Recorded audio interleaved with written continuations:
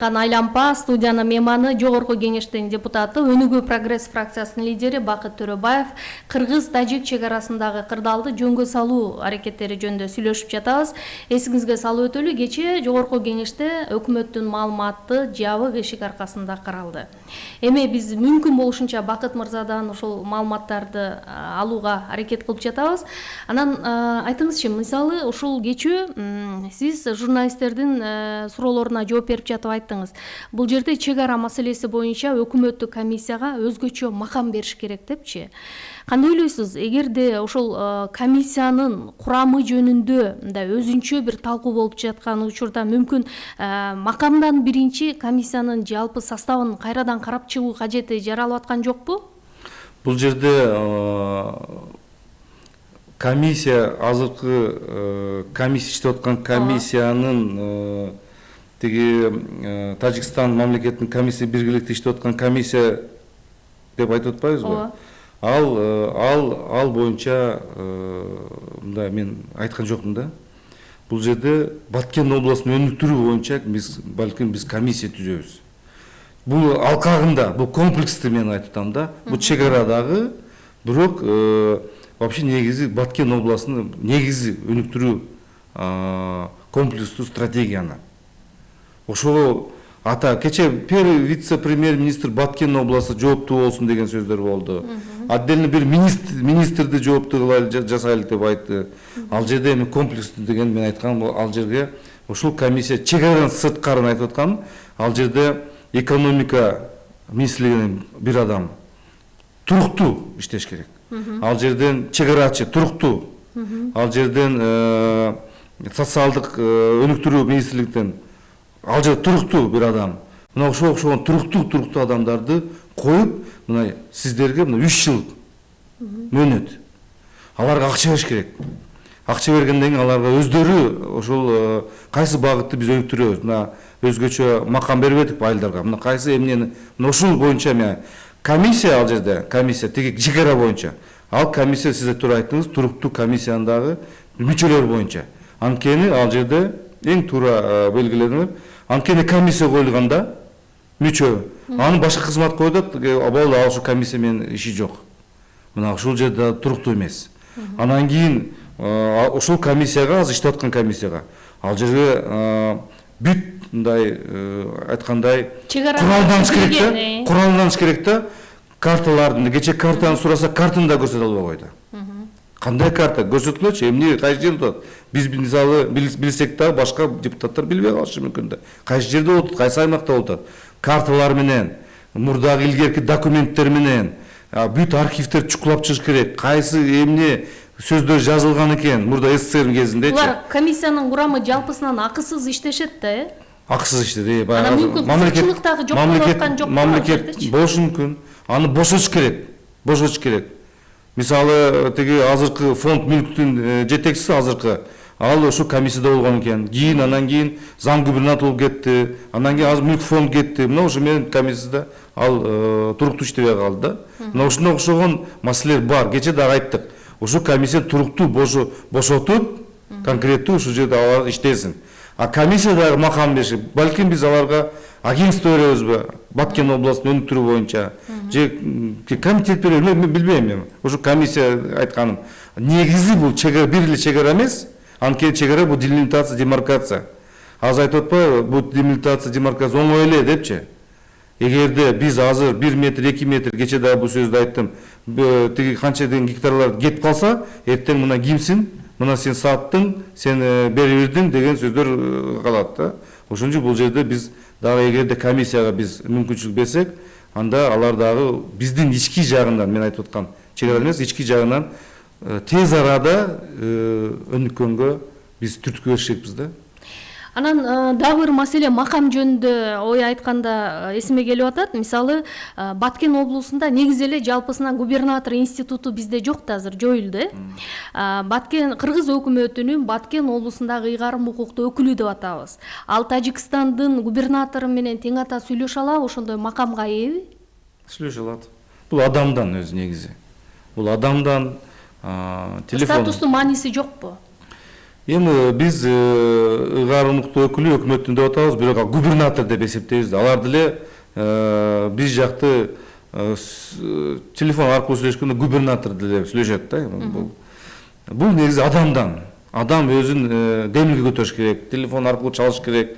Акимдер аким тиги жайгашкан, жакын жайгашкан акимдер менен сүйлөшүү жүргүзүш керек, барыш керек, керек болсо алар менен чогуу чай ичиш керек, кандай чогуу маданий иш-чараларды өткөзүп, чогуу жерде отуруп, ошол иш-чарада бири-бирине сөздөрдү сүйлөш керек. Ошол мезгилде кандай бир иш болбосун, ошол жер мезгилде сүйлөшүүлөр дагы жүргүзүш керек. Алдын алуу. Анткени ал да губернатор, тажик тараптын губернатору премьер-министрге сөзүн айтат, президентке айтат. Биз дагы тарапта ушундай сөздөрдү жеткизип турат да. Мына ушун акырын.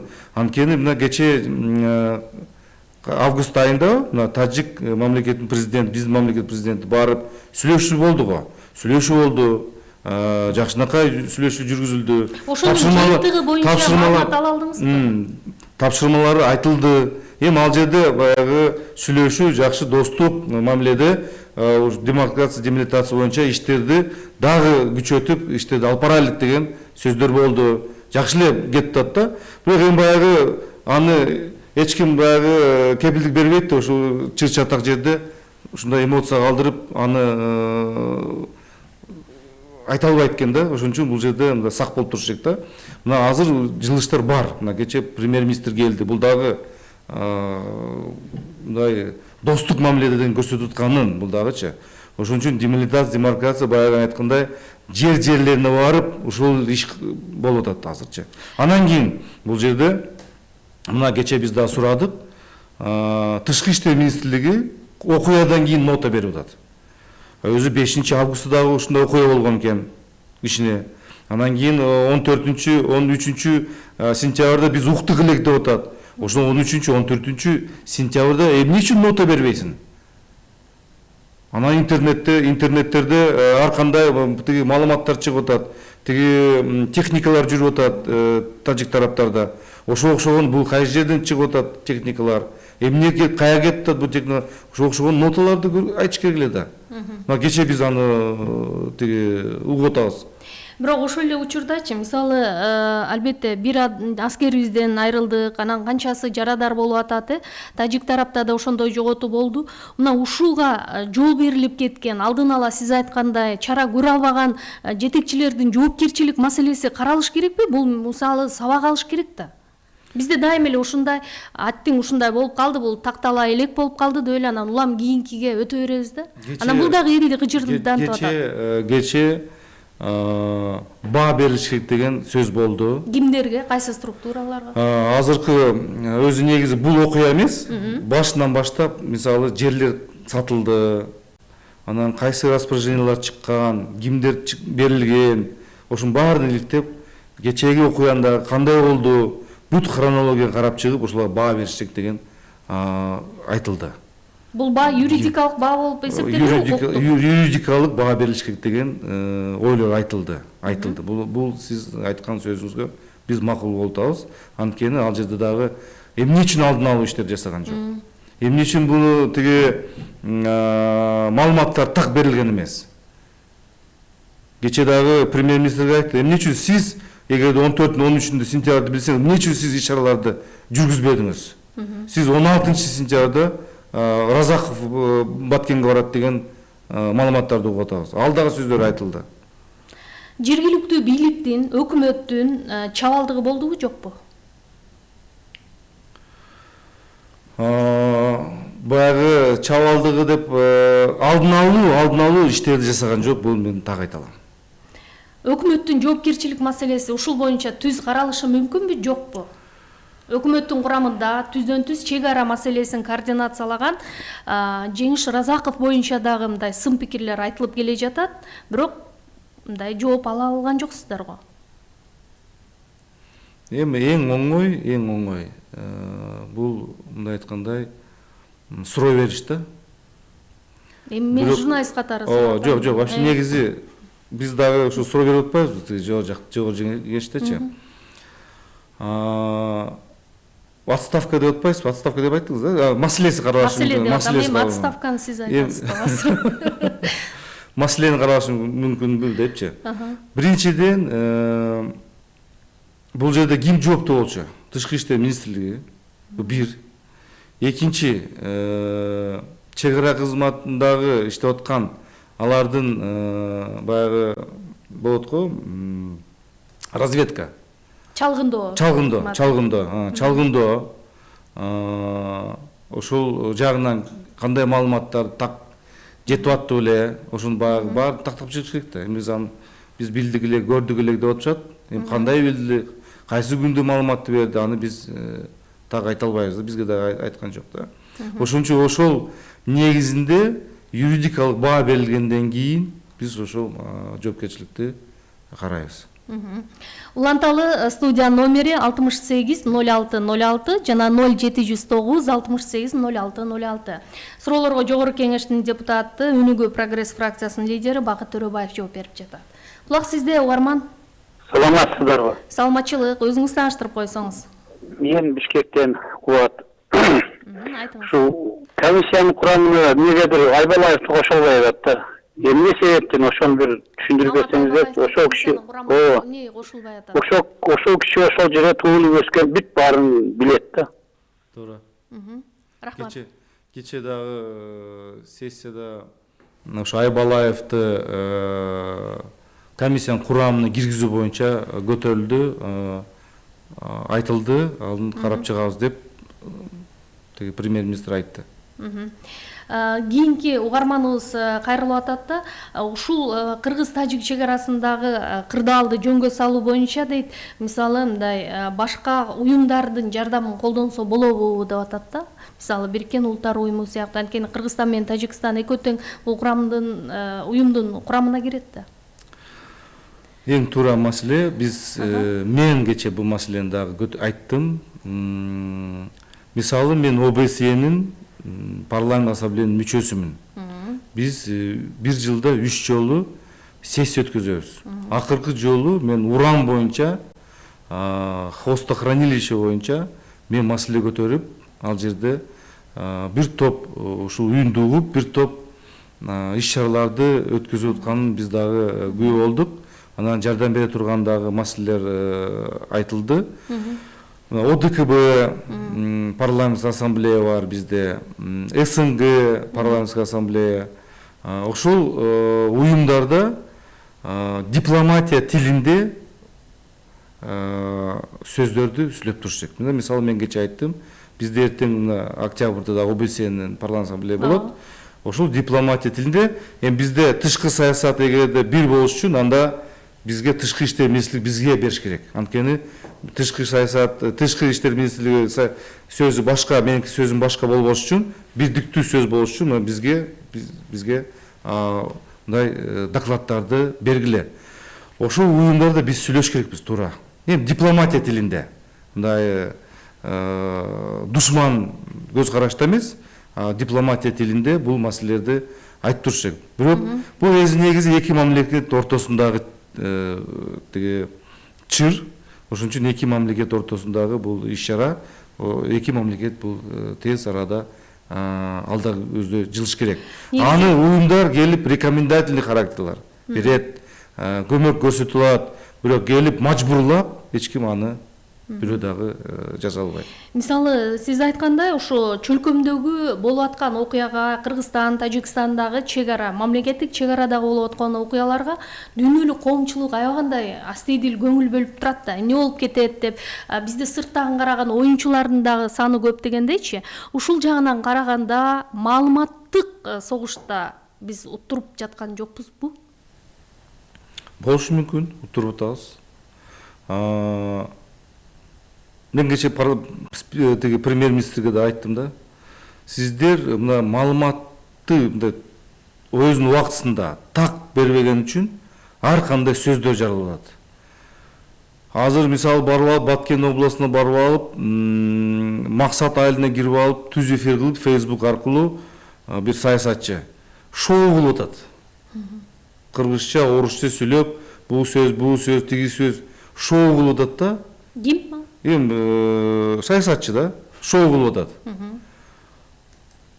Эгерде сен ушундай шайлоо жакындап келе жатат. ошого эгерде сен мындай айткандай патриот болсоң, эгерде сен ошо айылга трактор апарып бер анда. Же ошо айылга жарыктандыруу фонарьларды коюп бер. Мына ушул жагынан туура болот да. Анан кийин бул мамлекет деңгээлиндеги чыр бул. Бул чырдын үстүнөн баатыр болбош керек. Бул жерде баардыгыбыз биримдикте кандай иш-чаралар өткөзөбүз, кандай жардам бере алабыз. Мына ушунду биз деле оппозиция азыр чыгып алып өкмөттү согуп деле айтса болот эле. Бирок эми бул биздин проблема, бул дагы чогуу проблема, биздикин проблема. Мен кыргыз жаран катары, мен дагы ушу проблеманы туура көрүп атам да. Ошон үчүн бул сунуштарды кечээ дагы айтканбыз. Сиздер тез арада маалыматтарды берип туруш керексиңер. Пресс-конференция өткөзөсүңөр. Ар кандай шоуларды токтотуш керек да. Дагы угарман угалыкчы, саламатсызбы? Ben vakit kılamayıp sözüm var.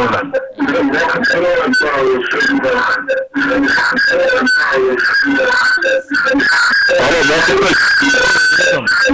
böyle uçmasına yıllasın çocuklar muhabbet olsun diyen akşamlar bilirsin. Arşivde karasanızlar. Мен сизди жакшы укпай атам. Сиз радио приемникте айтып турсаңыз, жакшы укпай атам сизди. Кайра номерди териңизчи, анткени байланыш бир аз начарыраак болуп атат да.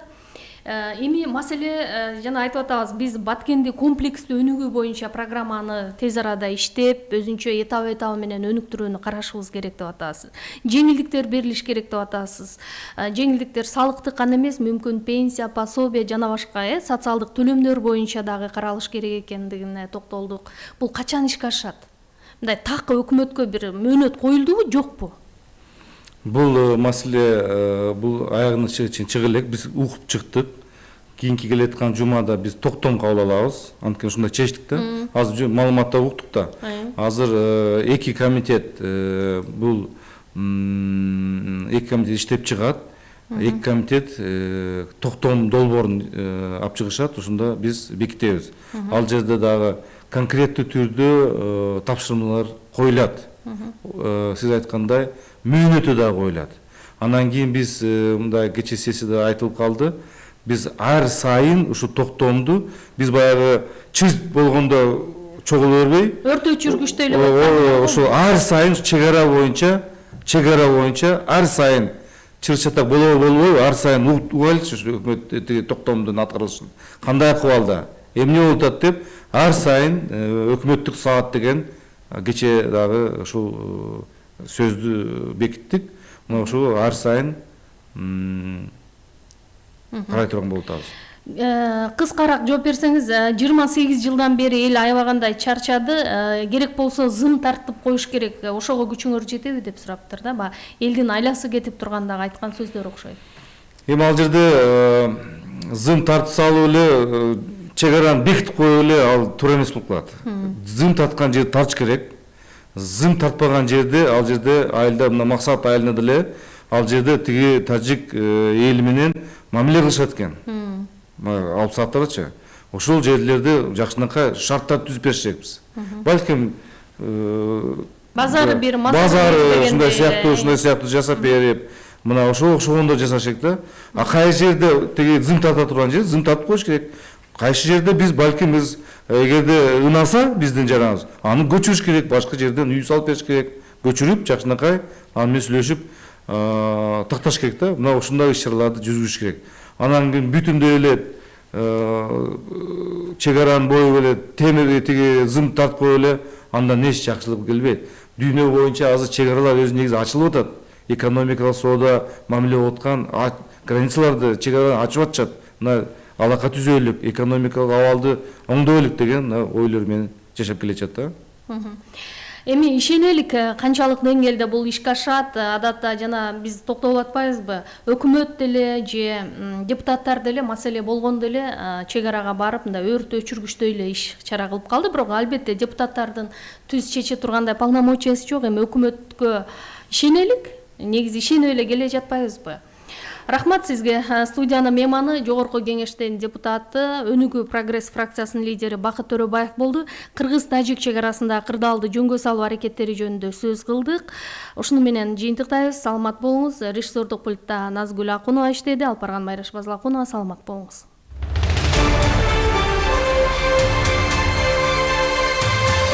Күндүн күрөө тамыры. Сиз кызыккан маанилүү окуя, жандуу талкуу, жаратман ой. Мунун баары Айлампа программасында. Жадыңызда жүргөн сунуштар